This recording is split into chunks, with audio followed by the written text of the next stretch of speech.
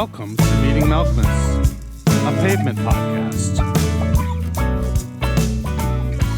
Hey, it's JD here, back for another episode of the Meeting Malcolmus podcast. We have completed the task at hand and met Malcolmus, but we're still ticking along here whenever we've got some news to pass by your way or an update of some sort, like the pod list, for example. Get your songs in, folks. I've heard precious little from you. Would love to be able to put out a pod list for my birthday again this year, but so far I've heard nada. So there's that. This episode is coming your way because I was really fortunate. I reached out to the social media person for the Gary Young documentary, Louder Than You Think, and they got back to me, and I was able to sit down with Brian Thalkin, one of the producers, was in Fall of Christianity with Gary, and the director, Jed Rosenberg. So I had a really good time sitting and meeting with them. Perhaps I was a little too high. You can be the judge of that. But I think we had a great 45-minute discussion about the film. I got a chance to watch it. It's really quite good. And you should watch it as well when it comes out. I can't wait for it to come out at the theater and to see it in a theater. It should be just wonderful. So there's that. That's what I've got for you this week. It's an interview, like I said, with Jed and Brian on Louder Than You Think, the Gary Young documentary. Before we get into that, let's listen to a track. Let's listen to something that Gary would have had some influence on. Let's listen to Angel Carver Blues Mellow Jazz Docent on Meeting Malcolmus, a pavement podcast.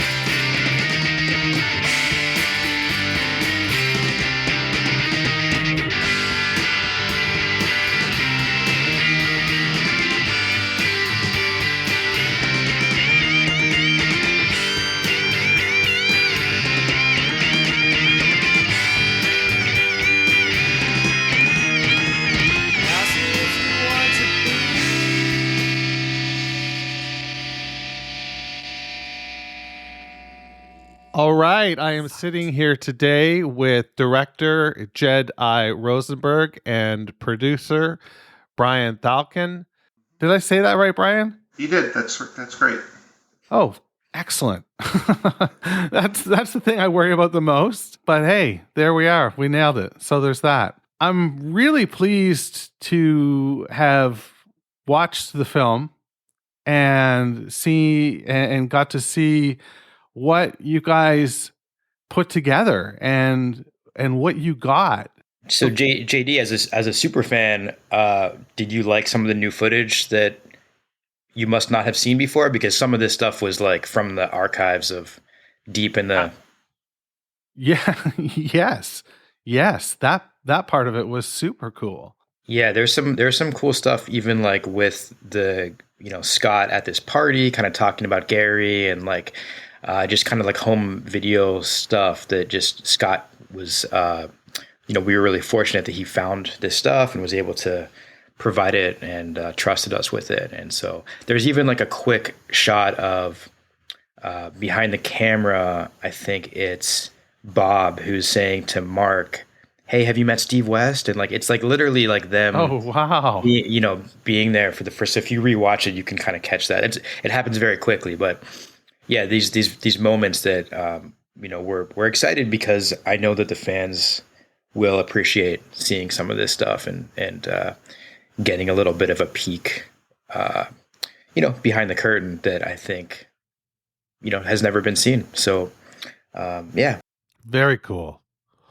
So the film was released at South by Southwest. I'm curious what the feedback has been like so far in terms of folks that have taken in your project. Yeah, I think that, honestly, it's been all very positive. Lots of, and I think that there's something for everybody. I think that if you don't know much about the band, I think there's still something there to latch onto. I think we have these puppet sequences that people really have responded to positively. And very cool. I think that's really propelled things, pretty significantly. For our audiences who can just sort of like be mesmerized by this marionette artistry that we were able to include. And I think it's just it's a character piece. It's about this guy, Gary. The band Pavement happens to be part of his story, and that's important. But for us, it's about telling Gary's story specifically and telling this era through his lens, through his perspective, which I don't think we get a lot from the sort of the historical tellings of the band. I think that he plays a really big part, but we don't really know that much about him. And the hope is that we can really explore him as a person and see what makes him tick and understand the serendipity of his placement in the band and the way that he helps inspire the other guys. They inspired him, and a lot of this really important music that was the genesis of the band and how they exploded and blew up. This was Gary was very much instrumental in that. And of course, he has his demons and he has his issues. And so those things ended up sort of undoing a lot of the momentum that he had. And so there's this kind of like push and pull, I think, within him of, being an entertainer and being someone who loves being in the spotlight and someone who is self-destructive and can't help but be his own worst enemy in a lot of ways. So it's a complicated character piece. And I think that hopefully is something that will and does allow an audience, regardless of your knowledge of Pavement, to be excited by the film. And thus far it's been really good. Brian, do you want to add anything to that?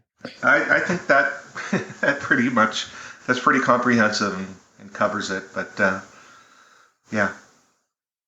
Well, Brian, I wanted to talk about the genesis of the project as a whole. Sure. I'm wondering what you could tell us about that. Well, my producing partner Jeff Clark and myself, we've been friends with Gary for over 40 years. I first met Gary back in 1979 when he joined, or we joined a band together called The Fall of Christianity.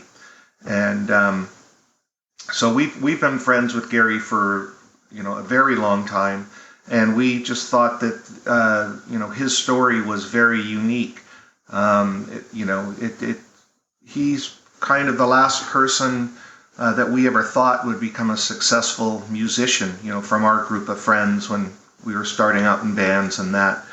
Just because he was a bit of an oddball, we were all we wanted to play punk rock, and Gary came from a totally different background. He was very willing to play punk rock with us, but he didn't dress like a typical punk rocker, or he didn't have the musical knowledge of that genre. His favorite bands were Yes and I don't know, Procol Harum and things like that. So he came from a totally different world than we did. So, and we thought that his story was just so unique that we wanted to get it out, to a wider audience.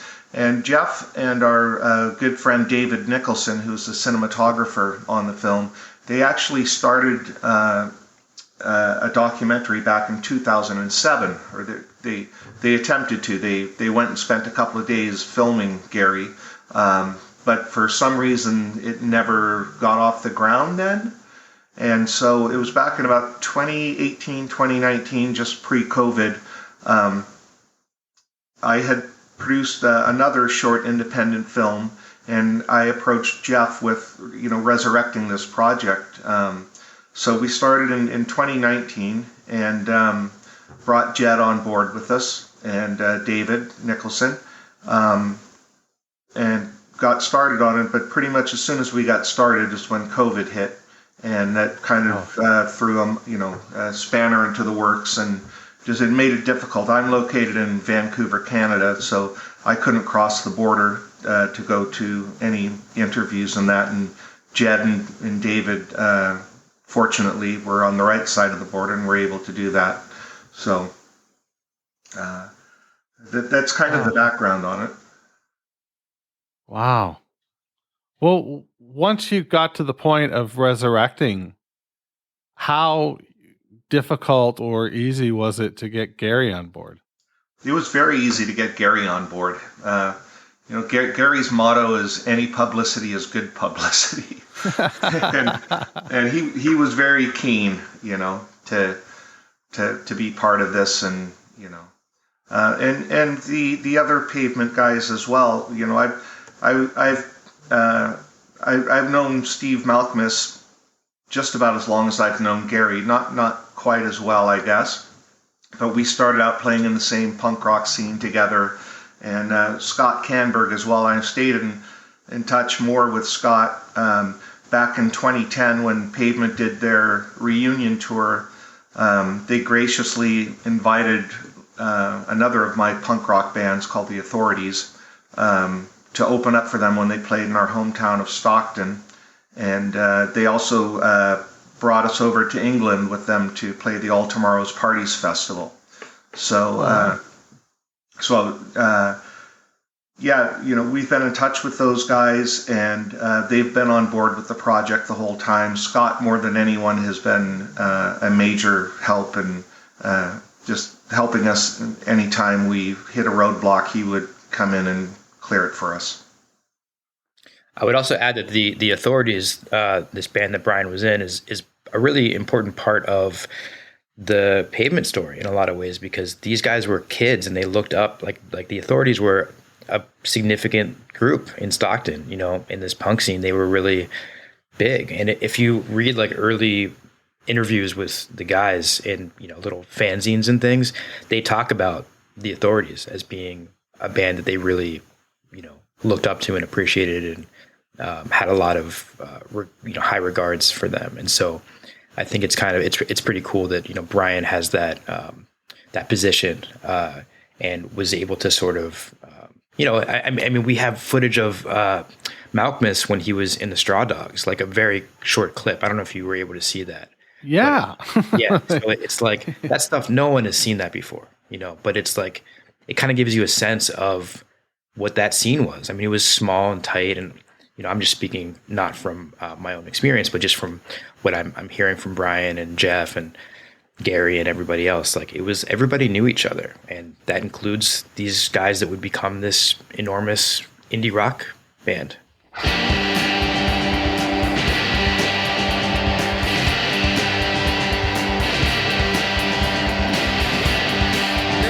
she is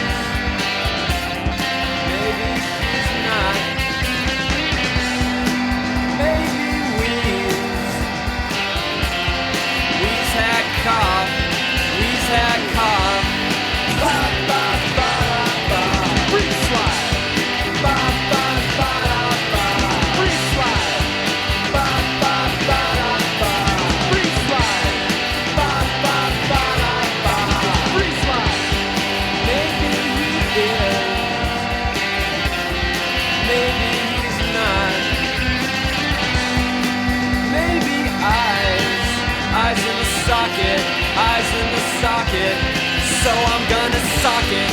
Ba ba ba da ba, free slide. Ba ba ba da ba, free slide. Ba ba ba da ba, free slide. Ba ba ba da ba, free slide.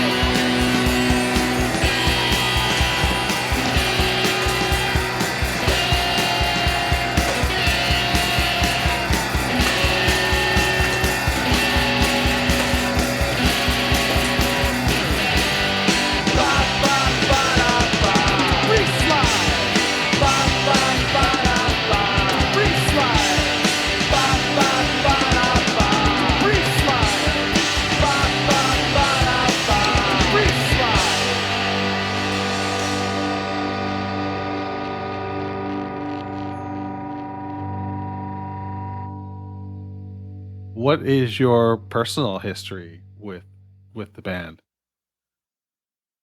Well, my personal history, it all relates back to Gary.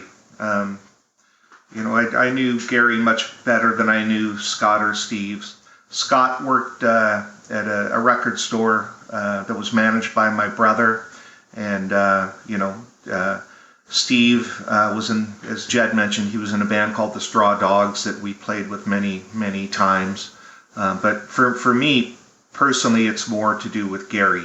I met Gary when I was 17 and he was 26, and he was kind of a musical mentor in a sense for me. He turned me on to a lot of stuff that I otherwise wouldn't have known about.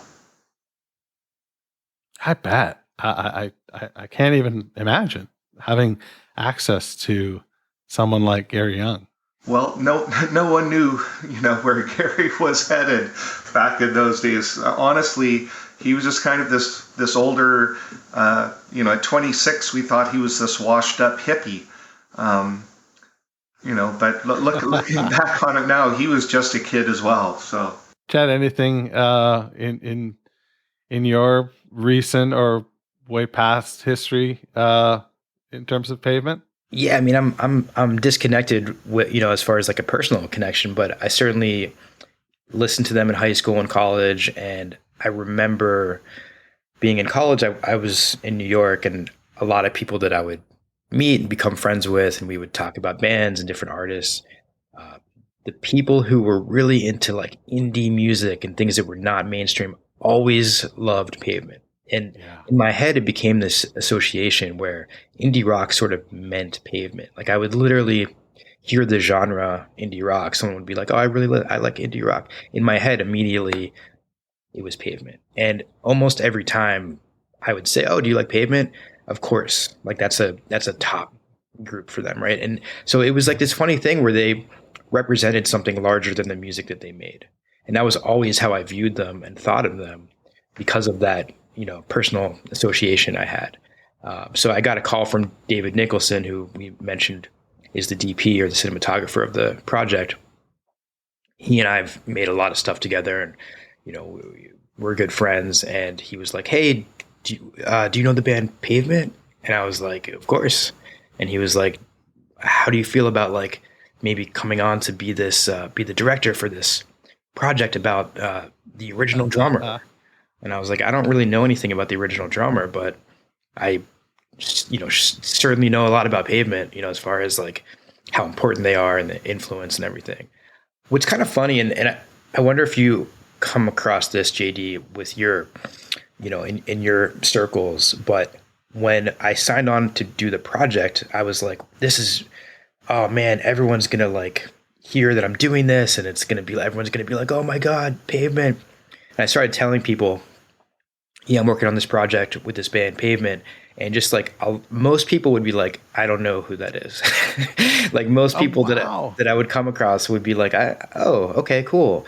And what I realized is that it is more niche than I in my head thought, and I think that, but then like I went to a party and it was like all these people from college, and every single person knew Pavement and was very excited and like was like wanted to talk my ear off about the band and the project and this and that. So it's like this funny thing where if you know about the band, you love them, and it's like this cult status. And if you don't, Yes. it's just not part of, your radar, and that's okay. But it's just kind of funny how I learned a little bit more about that as the project developed, from a personal perspective.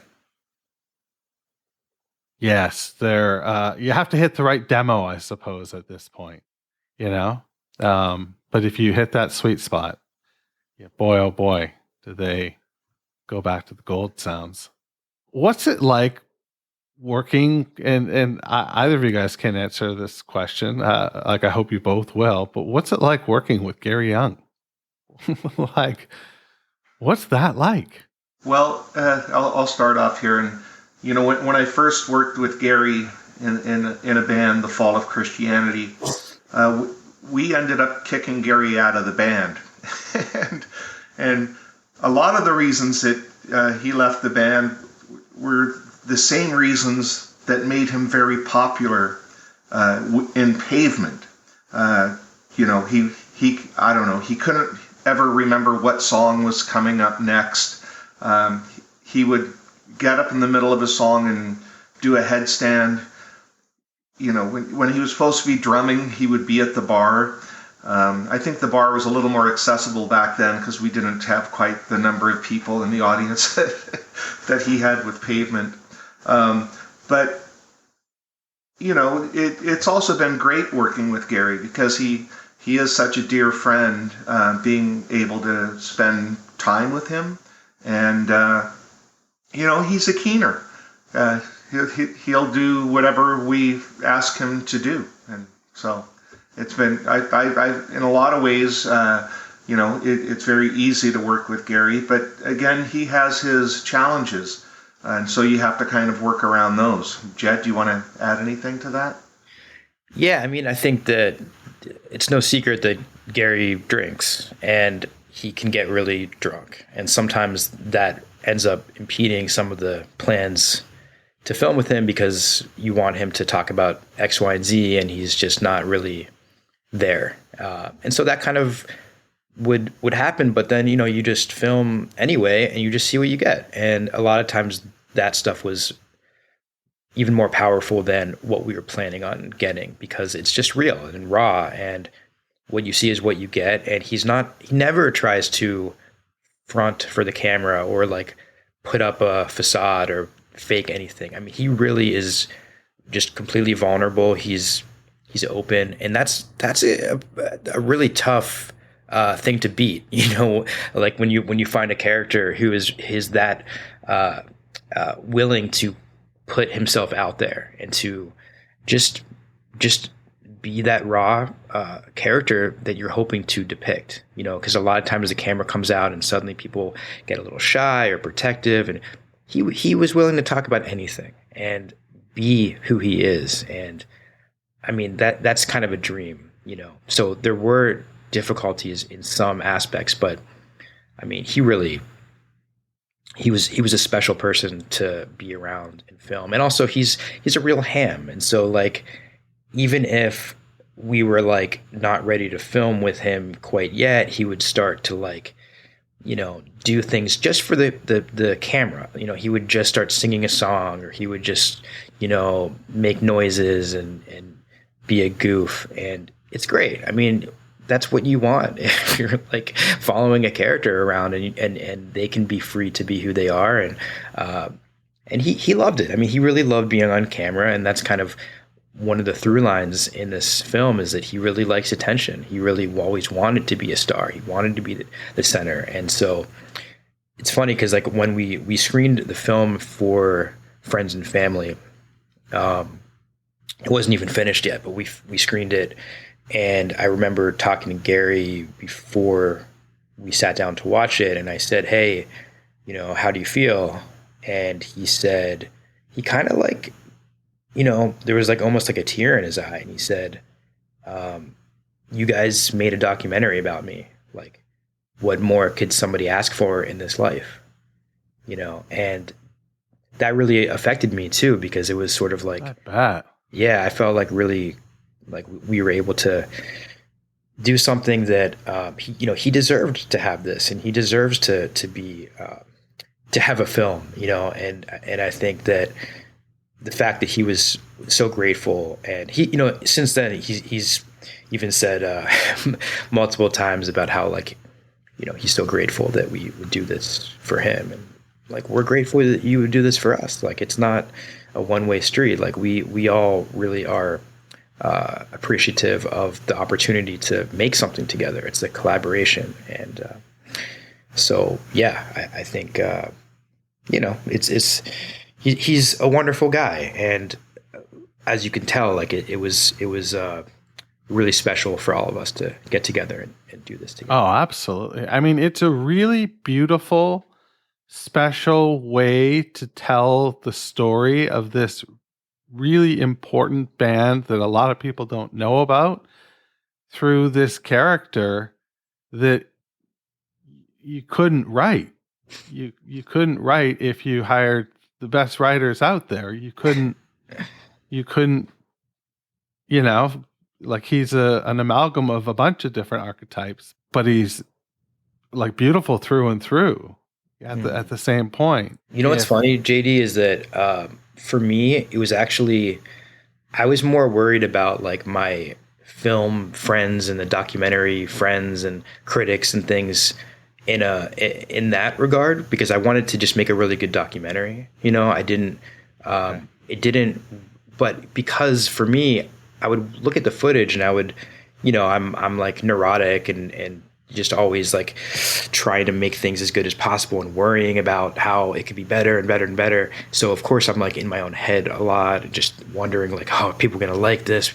But the one thing that I kind of kept returning to that would ground me was, I know the fans are going to like this, you know, and if that happens, at the very least, we will have accomplished something really important, because we want to service the fans too, you know. And I know that just by the nature of seeing some of this footage and hearing some of these stories and getting some of these fresh perspectives, I really think the fans are going to be very happy, you know. And so that actually was rather than feeling the pressure of trying to you know, service them in that way, it was actually the thing that made me, like, helped me keep going, because I knew I was excited to get the fans to see the film. I knew that they were going to like, I mean, there's like puppet sequences, marionettes of the band and stuff. Like, how could you be a fan and not just kind of freak out when you see this stuff? So it's kind of like this opposite thing, but, you know, maybe Brian has a different perspective. No, not really. It's I was always very curious, you know.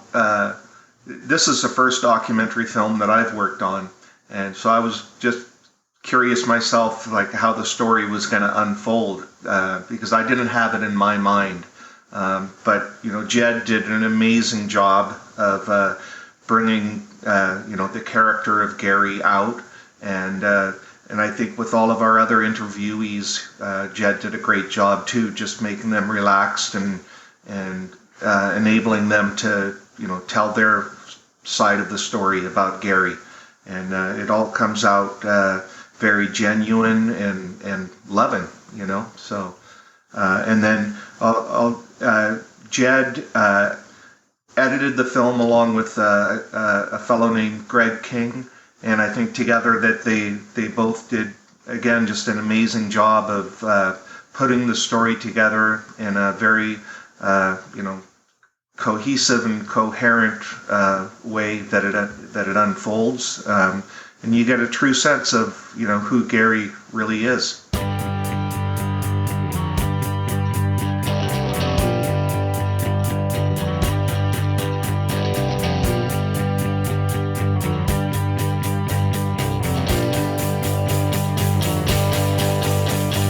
Lies and betrayals, fruit-covered nails, electricity and lust won't break the door. I've got a heavy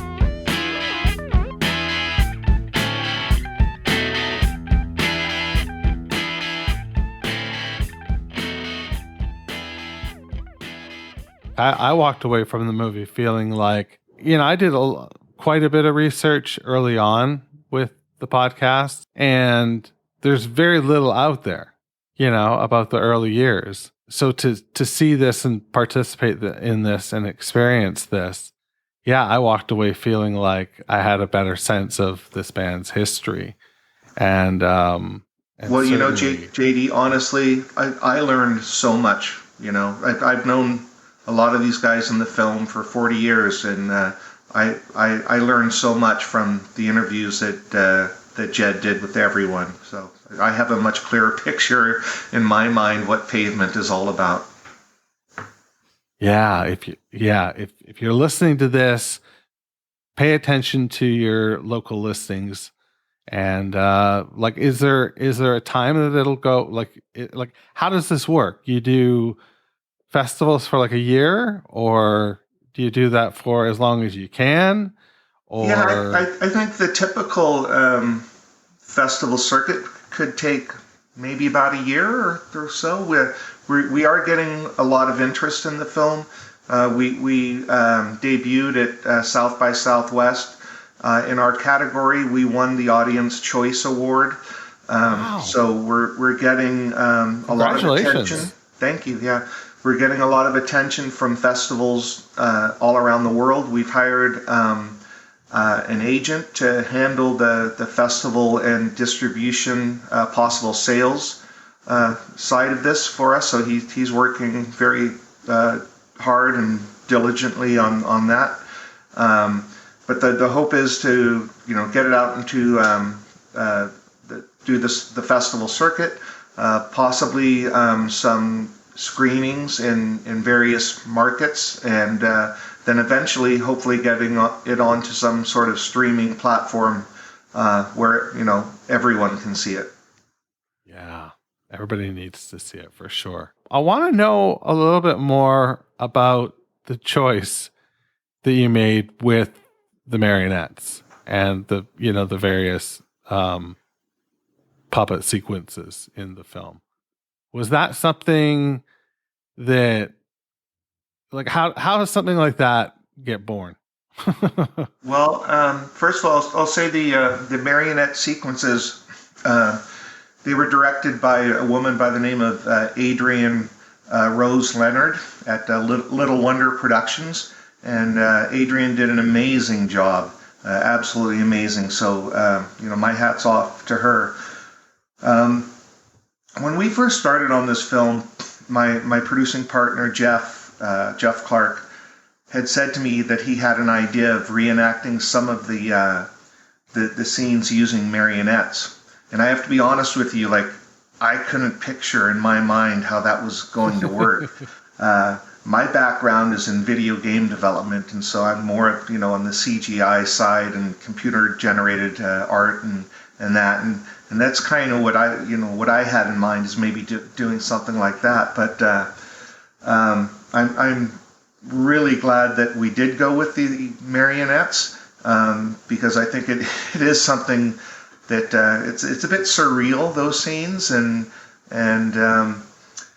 I think that they ended up really working. One of the reasons that we wanted to do something like that is we just didn't want to have nothing but a bunch of, middle-aged white dudes on the screen talking about the band. So, to keep it interesting, we decided to go with the marionettes, and I think it really works. Very cool. Yeah, I would say it took me by surprise initially, but as the film moved on and there's more of it, it's like it is this clever way to sort of break the format or the modality, I suppose, the way you're telling the tale. Yeah, kudos. It's really a lot of fun. Surprising moments. Were there any, when you make a film of this? Well, I guess I can reframe this question. How in the hell did you guys deal with COVID? Yeah, I mean, I think that, luckily we shot a bunch of stuff before the, everything went down. And then, yeah, it gave us some time to work on the edit and kind of take our time a little bit and massage things and try things. But then, we had challenges, of course, because we still had some interviews we needed to get. And, at that time, it's like no one knew how long this was going to be, what's the new normal. And so we had to get some Zoom interviews happening, which, it is what it is. We just had to go for it and do it. So that was, a challenge for sure. And actually, there were a few Zoom interviews that we ended up refilming because we knew that we could. We had access to the people that were doing it. Like Kelly, who you see in the film, is Gary's good friend who's in hospital later on. We did a Zoom interview initially. And I'm glad we reshot that because it's like doing something over Zoom, you can only be so intimate with the subject. Sure. We did an interview and it was great. It was, he's wonderful to hear his stories and things. But once we were in person with him, it was a whole other thing because he cries at the end of his interview and stuff. Like, you don't really get that over Zoom. You know what I mean? And so having that kind of barrier was a challenge to try to make sure that these interviews, there's only a couple of them, but the interviews that we got over Zoom, hopefully these are going to work because this is what we got, and I think they did, I think everything worked out. But yeah, it was something that we definitely had to, take some consideration in the approach to these things. And then also it's not distracting at all. Good. There's nothing about the film that says COVID to me at all. So there is a nice mix again of, IRL and Zoom and, cool. various other, and we kind of tried to justify it by saying they're a lo-fi band and, we can throw in different elements and we can have, things that are high res and low res and, marionettes and this and that. And it can all just work together because that's very punk rock or whatever. But, at the end of the day, we just wanted to make a good film and I think we made it work and we're all very happy with that. But yeah, to answer your question, of course, it's a difficult thing when you're dealing with that. But, we lucked out in certain circumstances, and then I think we just made do in others. Was it ever in jeopardy at all, through COVID? I don't think so. I think that we are going to make this thing, regardless of circumstances, because I think we had enough in the can before COVID that we had something, and we had something special, and we were working on the edit, of course. And I think that, the feedback within our team was extremely positive. Everybody's very, very excited about this. So I don't think there was any single thought of we're not going to finish this. We are going to finish this, Right. We it was going to happen. But yeah, of course we were delayed. Of course it slowed things down. But stressful. Yeah. Wow. Yeah. Was there ever a thought of putting the three of them in the same shot in the same room? Spiral, SM, and Gary? Logistically, I think that would have been really difficult because they're all sort of located in different places. I mean, as you may know, Spiral, he lived in Australia for a bit, and he's kind of lived in different places. Steven lives, in the Pacific Northwest, and Gary is not very mobile, and he's in Stockton. So, to get them all together would have been challenging, and I don't think we needed to do that. I think it was okay. I mean, at the end, we have the puppet versions of them together, and I think that's kind of a cool way to, make that part of work.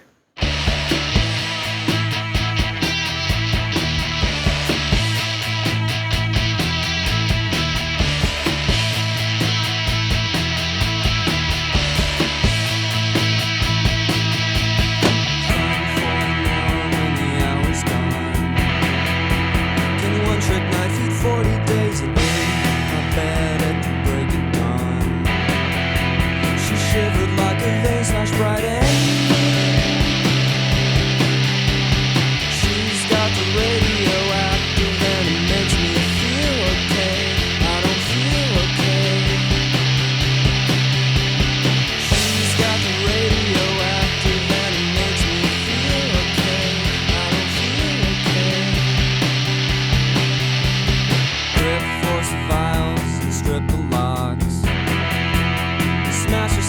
slash the beds and when it looks like a wife's ex-supply, we'll cover all the rugs with cheap perfume. She's got the radioactive and it makes me feel okay. I don't feel okay. She's got the radioactive and it makes me feel okay. I don't feel okay. Like a docent. She's got the radioactive and it drives me twist. I don't feel okay. Like a poor old she's got the radioactive and it makes me feel okay. I don't feel okay.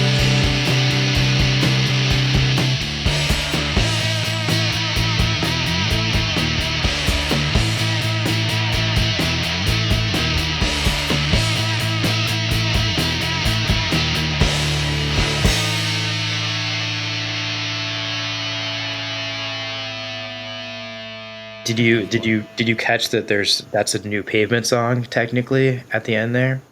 Yeah. Well, yeah, like what the hell? So I'll tell you the story of that. So basically, we were filming with Gary, and like, you know, one of the things that I was really worried about was like, I don't want people to walk away thinking, oh, Gary, like what a sad story, what a sad sack, you know, because I think that in a lot of ways, Gary did the things he set out to accomplish. You know, I think he really did get to live this rock star life, and he wasn't supposed to. Like Brian said, he was not. No one in a million years thought he was going to do this. You know, and my whole like line that I use is that, you know, he flew too close to the sun, but at least he flew. You know what I mean? And that's kind of like the spirit that I wanted people to walk away understanding about Gary. And so I was with him filming, and I said, Gary, do you want the film to have a happy ending or a sad ending? Knowing that he's going to want it to have a happy ending. He really he does exude this joy, and he really does want people to experience that too. And so he just like impromptu just starts saying like, we want everybody to be happy. And he just starts singing this song that he's making up, mostly making it up on the spot. And in my head, I was like, okay, well, we're going to end with this, obviously. And then when we were in the edit, you know, actually it was Brian's idea to have the other puppets come through. And so we had Scott work on a musical component of this that is part of the bed of that song, the musical bed of that song. And then like we have some Malcolmist guitar that we kind of sampled from a live show in there. So it ends up becoming this like actual collaboration of sorts of those three guys. And we said to Scott and Steven, like, hey, like, what do you think of like calling like, can we call this a Pavement song? Is that? And they were like, yeah, this is a Pavement song. So like in this weird way, they made a new Pavement song, you know, and it's silly and goofy. Who said it was like the Yellow Submarine or like the Octopus's Guard? Ugh. Somebody like made a funny reference like to like that was probably Jeff. Okay, yeah, like it was like the silly, you know, Beatles song. Aside from like the rest of their catalog, this was like the goofy one that you know, was written by Ringo or something, you know. But it's still a Beatles song, you know. That's how I see it, and it's kind of like an Easter egg at the end, because if you blink, you'll miss that it says this like name of the song by Pavement. Right. 3 or whatever. Yeah, it's very clever. So that's, again, it's like what I was getting back to before, where I'm like, I know the fans are going to like this. Like, if you're a fan of the band and there's a brand new song, even if it's a silly song, like, how are you not going to at least like appreciate that, right? So again, like that really helped fuel all of my own neuroses around everything. I was just like, you know what? I know the fans are going to like this. They have to like this. So that was another one where I was like, this will work. Well, I'm a pretty big fan, and I enjoyed it quite a bit. You're very right about the ending. It it happened to me unconsciously, though, like subconsciously, I suppose, rather than unconsciously. That song shifts a gear, like it really does shift a gear, and it takes you from, contemplating this, potentially contemplating, oh, this poor old man, to that image that you have in your image library of Gary standing outside and the sun in the background, and it's so optimistic. It's such a great photograph. I'm guessing it's from, it's a frame from the film. Yeah. But it looks gorgeous. And Thank you. I just think that, I just think that it's a real beautiful tribute to Gary that you've assembled. Thank you, JD. That obviously means a lot to us because, we know how much this world, how important it is, and so if you liked it, then we did our job. So thank you. If anything, what did you learn in your time with Gary Young? Something that you could take away rather than something you learned about him necessarily. Did you get any pearls of wisdom? That's really hard. So there was a time when we're talking about this like Japanese magazine that after he left Pavement, this magazine in Japan asked him to do like this Dear Abby advice column. Yeah, that was so bizarre.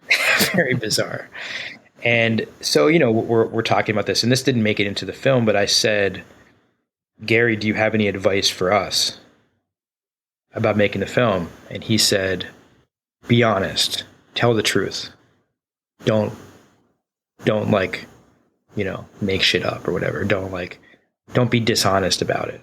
And there were times in the edit where like I'm looking at this footage of shooting Gary where he's like really drunk, and it's really sad in some parts of the film, and I'm like, is this okay, like to depict this man like this, and I literally kept thinking back to him saying that, like, just be honest. And so every time I was faced with a question of how should we be portraying this person, I think that like his instinct was correct, like, and he kind of gave us permission in that way to sort of say, hey, this is the reality, like that is okay, like that's part of the way that you should be telling the story, and I think that was a real blessing to have in my head for the film in the edit, because like I said, there are times when you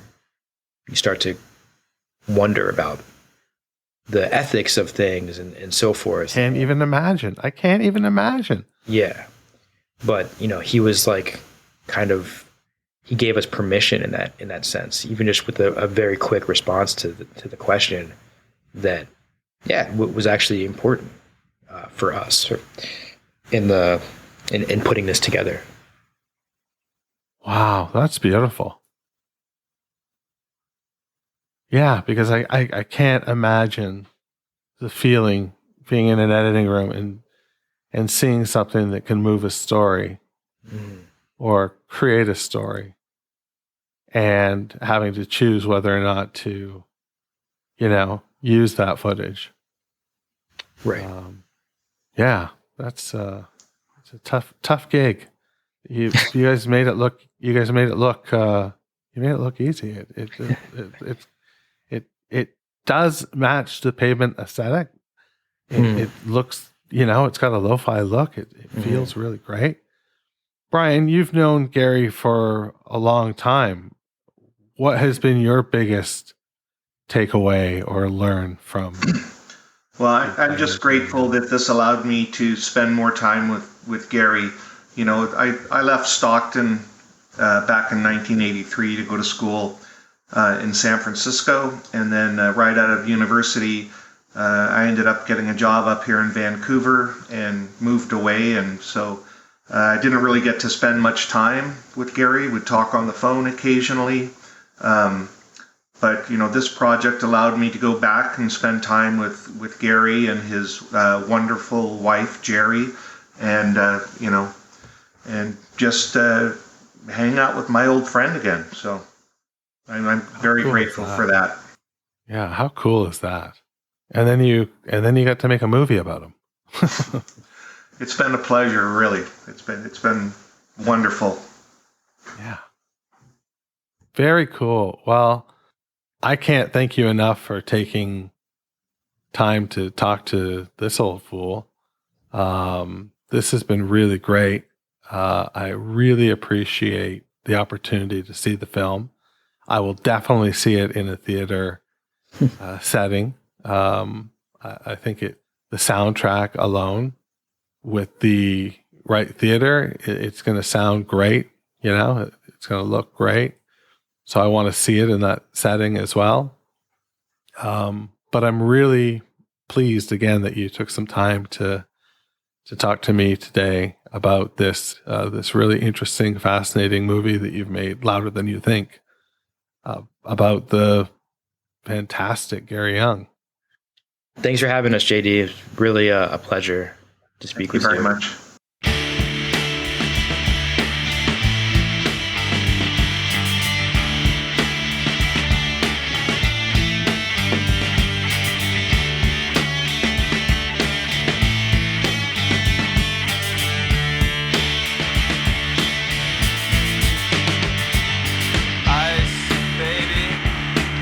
I saw your girlfriend and she's eating her fingers like they're just another meal, but she waits there in the levee while she's mixing cocktails with a plastic hexagon.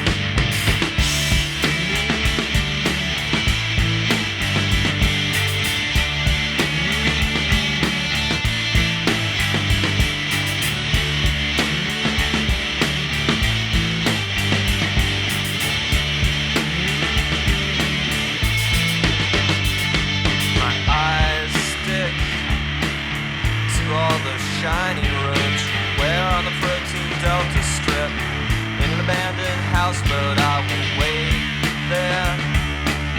I'll be waiting forever. I'm waiting, waiting, waiting, waiting, waiting, waiting, waiting, waiting. Go!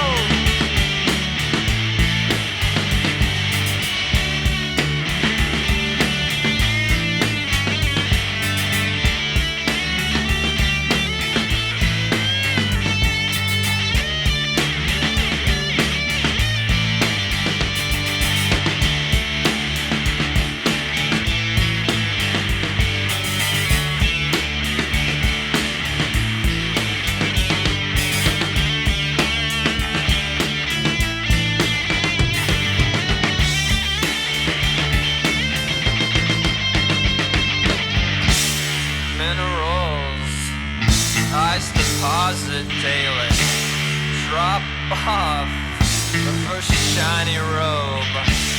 I've got a lot of things I want to sell, but not here, babe. Don't go.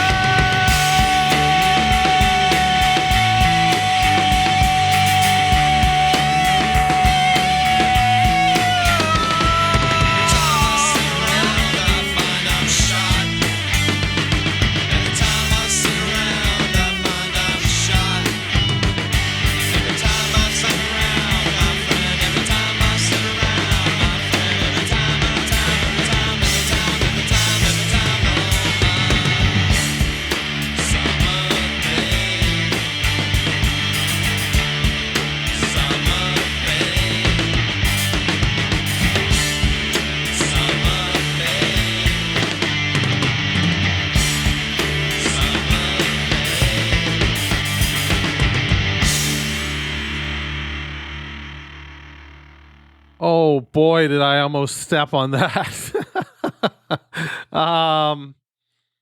You know, when a song is ending, you gotta wait for it to end. This isn't fucking AM radio. You know, you wait for it to end. And I expect most people listen to this on headphones. I don't know that to be true, but I suspect that to be the case, so they can hear the music outros. At any rate, I want to thank Jed and Brian for stopping by. That was a really great conversation. Again, maybe a little too high. I hope not. It seems like, we got to where we needed to go. And that's that everybody needs to go see this movie. If you're tangentially related to Pavement or have, a tangential, response to the band, you got to do it. Slanted and Enchanted turns 31 tomorrow. Today is Wednesday. Tomorrow is Thursday the 20th. Slanted and Enchanted is 31 years old. Holy shit. Other than that, Podless, come on. You going to do this or what? Talk to me. JD at meetingmalcolmist.com. Would love to hear from you and let me know that there is a song coming my way. We'll see. That's what I got for you. So stay cool and be well and wash your goddamn hands. Meeting Malcolmist is a weekly affair and is a production of Duver Podcasts and Such. Rate, review, share, and sponsor at meetingmalcolmist.com. Connect with JD at jd@meetingmalcolmist.com. And hey, I'm social. Follow me everywhere at Meeting Malcolmist.